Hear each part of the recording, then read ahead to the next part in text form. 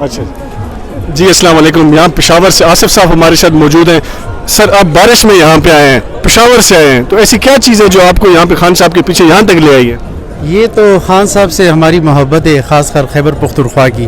صرف میں نہیں آیا ہوں, ہمارے تمام ورکرز آئے ہیں, اور کسی نے ان کو کہا بھی نہیں, خود بخود یہ جذبہ اور جنون ہے, اور خان صاحب کو استقبال کے لیے ادھر پہنچے ہیں اسلام آباد, جو آج ان کی ادھر عدالت میں حاضری تھی.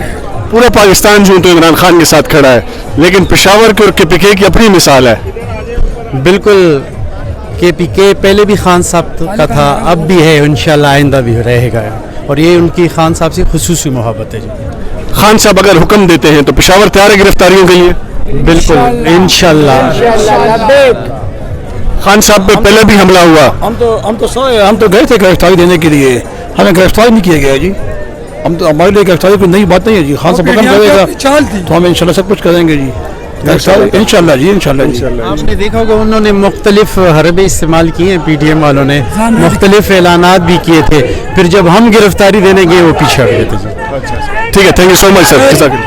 عمران خان کے چاہنے والے, کے پی والے, کے پی والے, عمران خان کے چاہنے والے, کے پی والے, کے پی والے, عمران خان کے چاہنے والے, کے پی والے, کے پی والے, یہی ہمارا پاس ہے. جزاک اللہ.